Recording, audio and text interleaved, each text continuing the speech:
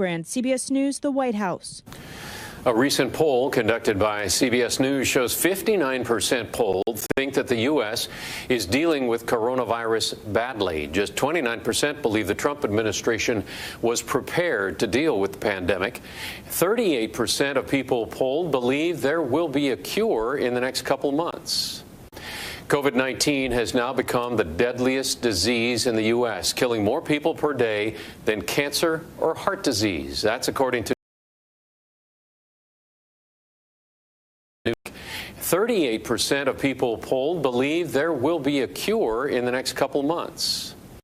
COVID-19 has now become the deadliest disease in the U.S., killing more people per day than cancer or heart disease. That's according to new data published in Newsweek by a California doctor. That data shows the average number of coronavirus deaths in the U.S. per day is now at 1,970. New York remains the U.S. epicenter of the coronavirus. The state reported 777 deaths on Thursday. But as CBSN's Michael George reports, there is evidence that social distancing measures are helping flatten the curve. As the death rate from coronavirus continues to climb in New York, there are encouraging signs. The state's hospitalizations and ICU admissions are both down. Governor Cuomo says aggressive measures appear to have prevented the experts' worst-case prediction models from coming true. The actual curve is much, much lower than any of them projected. This temporary military hospital at New York's Javits Center has only a fraction of the patients it can hold, in part because hospitalizations have gone down. In New Jersey, where the rate of infection is slowing in some counties, the governor urged residents to continue social distancing, especially over the Easter holiday. This cannot be a weekend to think we can let our foot off the gas. We're not even close, folks. We have to keep with it. Pennsylvania now has around 20,000 cases. The White House is looking at Philadelphia as a possible new hotspot, with data showing African Americans are more at risk. You look at all of the structural issues around all of these healthcare inequalities, all of these lower income jobs, it tends to impact individuals in neighborhoods of color a lot more than it does in other neighborhoods. The virus continues to spread in the Midwest. A makeshift hospital at Detroit's Convention Center started accepting patients Friday. And in Wisconsin, the health department says it's monitoring potential coronavirus infections that may have occurred during Tuesday's election. Michael George, CBS News, New York. A Brooklyn landlord has waived rent for hundreds of tenants after several of them told him they were out of work. This is tough times, and I would hope if we were in this situation, people would do this for us. Mario Salerno posted a letter to all of his 18 residential buildings in the borough saying that there would be no rent for the month of April. He says some tenants who still have jobs have offered to pay the rent anyway. More evidence of a racial disparity among coronavirus victims. New research has revealed a disproportionate number of deaths among African Americans. CBSN's Errol Barnett spoke with city leaders on what they're doing to flatten the curve in minority communities. We put inserts into people's water bills with the social distancing measures, and then even our census takers, when they're doing outreach. Philadelphia's health commissioner sounded the alarm bells Thursday as the city's infections surpassed 5,000, sharing new data confirming African Americans are most at risk. This problem is affecting people who have disadvantages even more. There are real socioeconomic barriers when it comes to messaging in places like this in North Philadelphia. Roughly half the people here don't have access to the internet, and a majority of people in this part of town live below the poverty line. And that's why some are resorting to creative ways of getting the word out. A lot of them are vulnerable. Majida Rashid runs the Nicetown Community Development Center, a nonprofit serving 70,000 low to middle-income residents in Philadelphia. We're calling them on the telephone directly. The new ways we're trying to reach out to people are kind of, we use them anyway, but social media on all platforms, including the ways that younger people use it on IG. Councilman Darrell Clark says there are many reasons people of color are bearing the brunt of COVID-19. You look at all of the structural issues around all of these healthcare inequalities, all of these lower income jobs, it tends to impact individuals in neighborhoods of color a lot more than it does in other neighborhoods. Ann Clark says people of color tend to be on the front lines, with jobs leaving them exposed. We have individuals that are working in these jobs in retail, in supermarkets, and stores around that are still allowed to be open. Those people have to deal with the public on a consistent basis, right? They are more likely to come in contact with somebody that may be affected than other people. And we're also told generational mistrust of the government may be playing a role of why it's more difficult to get messages to minority groups, stemming from generations of feeling marginalized. And that's why you see people like Majida Rashid calling people directly. And she tells us the elderly folks she's speaking to just want to hear a local friendly voice, and they are afraid right now. Errol Barnett, CBS News, New York. We are learning about the biggest coronavirus outbreak so far at a homeless shelter in San Francisco. CBSN's Wilson Walker shows us some say the warning signs were ignored. An outbreak has occurred in MSC South, one of our shelters. 70 people, 68 members of the shelter, as well as 2 staff members who have tested positive for COVID-19.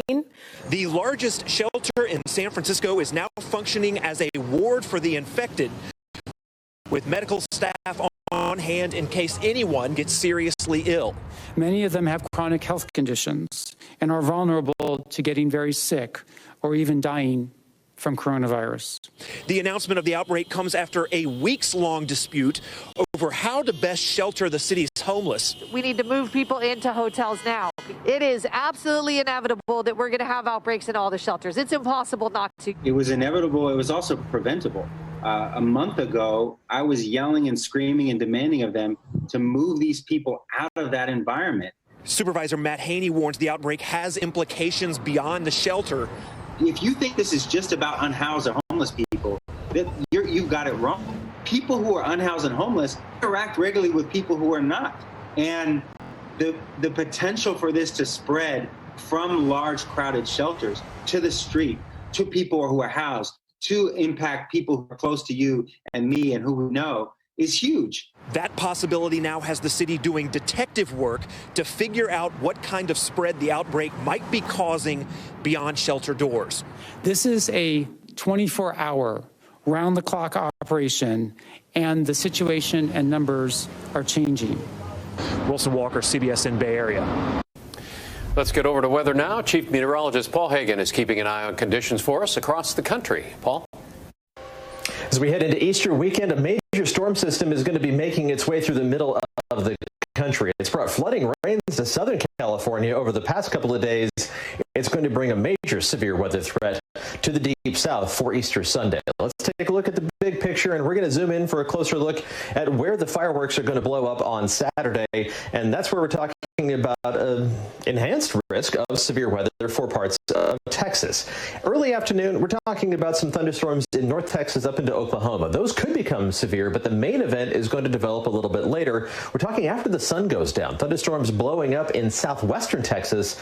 Those are the ones that are going to hold on to that severe status even overnight as they march eastward across the Lone Star State, bringing the threat of very large hail, damaging winds, and the possibility of tornadoes as well. It is an enhanced risk of severe weather that includes Austin, San Antonio, Waco. Slight risk includes Houston and Dallas. But the major severe weather threat is going to shape up even greater than that on Easter Sunday. As the storms continue to roll to the east, you see a lot of rain from Mississippi into Alabama, West Tennessee. But south of that big glob of rain is where the best mix of severe weather ingredients is actually going to shape up. Could be looking at the possibility of long track tornadoes on Easter Sunday. So if you know people who live in this area, if you are watching this and live in this area, make sure you're staying weather aware on Easter Sunday. Heavy rain is also going to be a threat from Alabama into Middle Tennessee, eventually into East Tennessee by Easter Sunday evening. It's a moderate risk of severe weather. Don't be fooled by that word. It's level 4 out of 5, and this is likely, at least part of it, to be upgraded to a high risk of severe weather. That's the top of the scale, and this may get adjusted just a little bit farther north. Be continuing to evaluate that data as we head into the weekend, and also that threat of too much rain has led to a moderate risk of excessive rainfall from northern Mississippi into northern Alabama and much of Tennessee. On Saturday, in advance of all that, it's going to be a pretty normal springtime day across much of the country, but there is going to be a wintertime aspect of the storm system as well for the upper Midwest. We'll talk about that coming up a little later in the half hour. Coming up, the financial fallout of the coronavirus pandemic. Why some businesses say the promised relief isn't coming fast enough.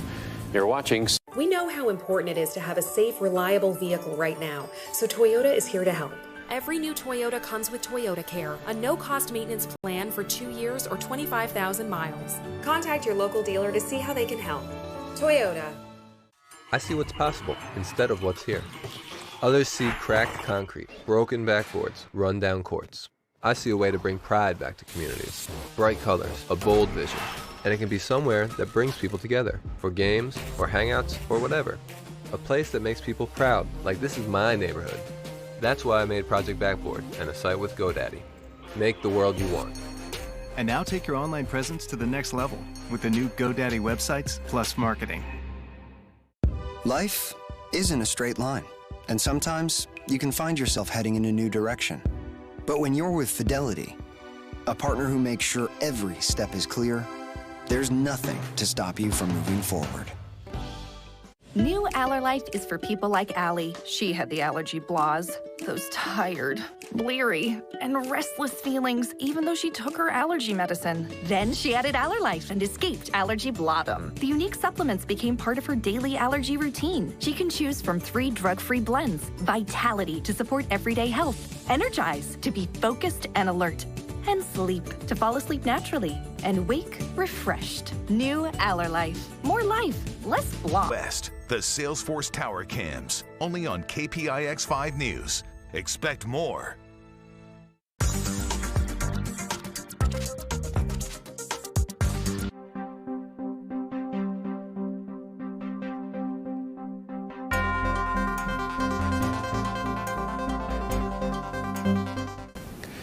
Americans have an increasingly negative view of the economy's financial health, and their prognosis for it is not upbeat. According to a CBS News poll, only about a third expect this downturn to be temporary.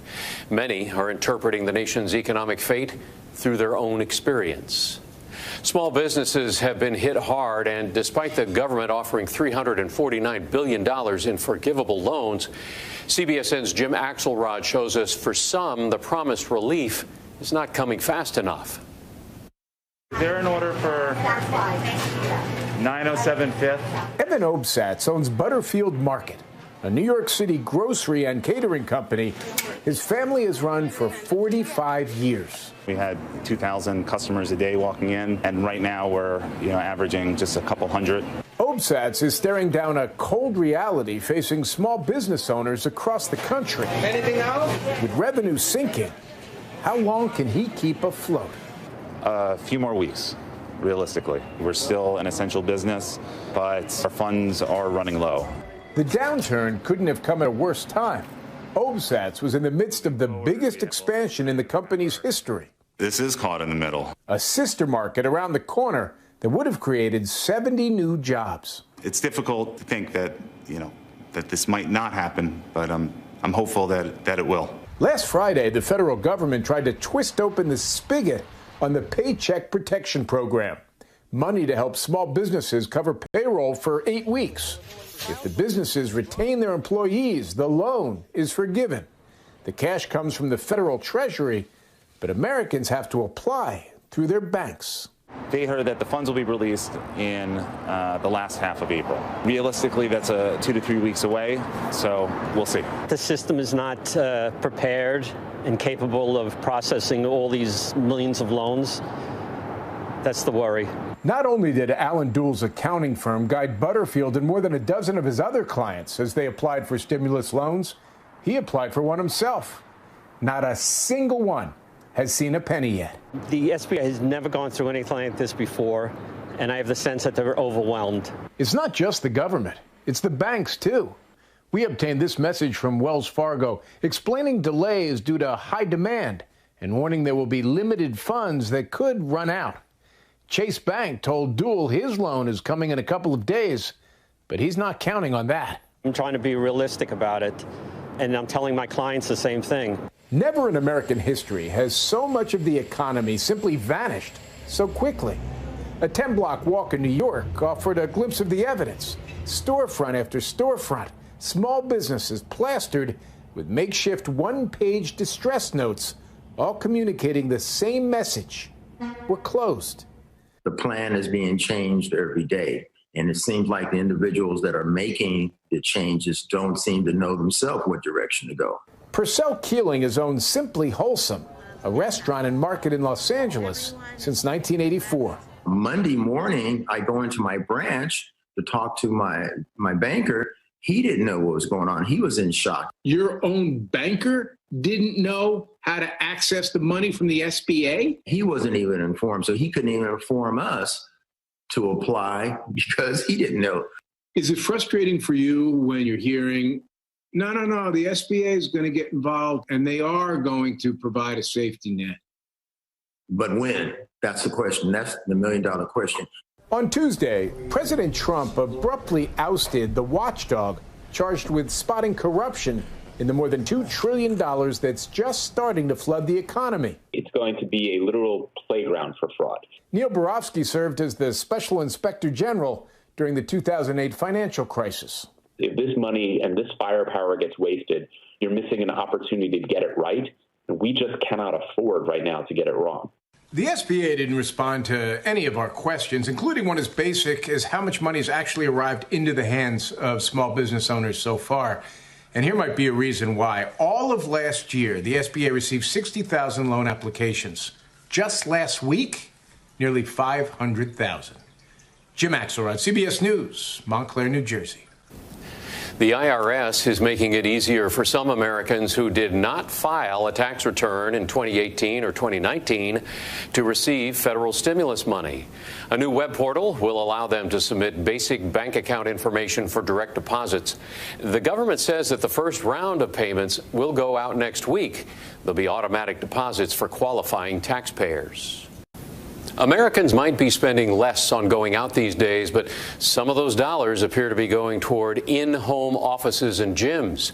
That's according to data compiled by online payment site Affirm, which found sales of office products like desks, chairs, and computer monitors are up 200% since the start of the year. Fitness equipment like Peloton and Echelon have seen more than a 160% growth.